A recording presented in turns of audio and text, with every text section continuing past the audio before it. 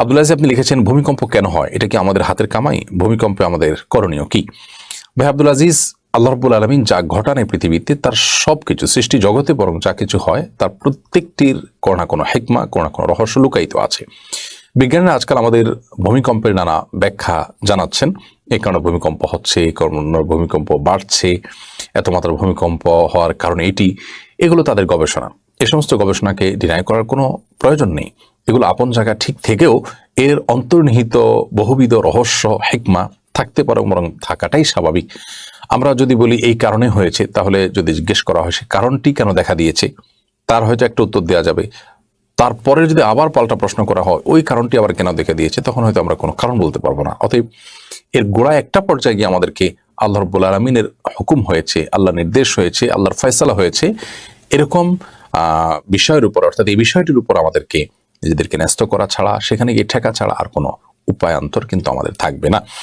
সেজন্য ভূমিকম্প আল্লাহ তাআলার হিকমা এবং রহস্য থেকে শূন্য নয়। ইমাম ইবনে তাইমিয়া রাহমাতুল্লাহ আলাইহি বলেছেন, ভূমিকম্প হয় আল্লাহ তাআলা মানুষকে এটা দিয়ে ভয় দেখান, সতর্ক করেন, আল্লাহর শক্তিমত্তা সম্পর্কে মানুষ ধারণা পায়।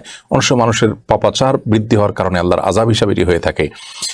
ইবনে আবি দুনিয়ার একটি বর্ণনায় আয়েশা রাদিয়াল্লাহু আনহা থেকে আমরা জানতে পারি যে, সে বর্ণনা মতে যখন কোনো জনপদে জেনা, ঘুষ, সুদ এগুলোকে মানুষ বৈধ মনে করে, এগুলোকে মানুষ দোষণীয় মনে করে না, এগুলোকে মানুষ খুব স্বাভাবিক মনে করে, তখন কিন্তু সে সমস্ত জায়গায় ভূমিকম্পের মতো বিষয়গুলো ঘটে। এগুলো অনেক সময় আল্লাহর আযাব হিসাবে আসে, আবার অনেক সময় এগুলো দুনিয়ার সাধারণ নিয়ম হিসাবে থাকে। আল্লাহ তাআলা বিশেষ কোনো হিকমা রহস্য লুকায়িত থাকে।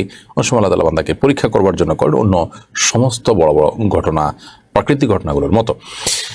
তো এই ধরনের বিষয়গুলো কখনো কখনো আমাদের হাতের কামাই হতে পারে, যেমনটি আমরা হাদিস থেকে জানলাম। বিধায় আমাদের উচিত হবে এই ধরনের পরিস্থিতিতে ইস্তেগফার করা, আল্লাহর দিকে ধাবিত হওয়া।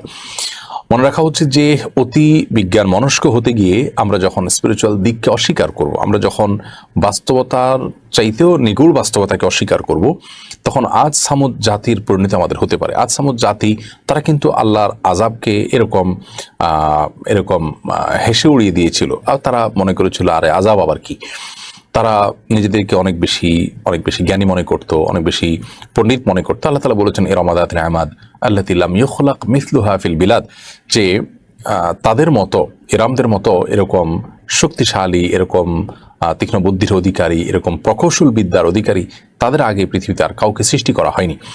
এবং তাদের সেই তৈরি করা স্থাপনাগুলো এখনো আছে হাজার হাজার বছর আগে। হাজার হাজার বছর আগে, কত হাজার বছর আগে এটা একমাত্র আল্লাহ তাআলা ভালো জানেন। তবে 4-5 হাজার বছরও যে বেশি, এটা বলাই বাহুল্য। সে সময়কার স্থাপনাগুলো এখনো ওইভাবে আছে, পাহাড় খোদাই করে করে তারা স্থাপনা নির্মাণ করেছে। সেই শক্তিশালী এবং প্রকৌশল বিদ্যার অধিকারী মানুষগুলো তারা মনে করেছে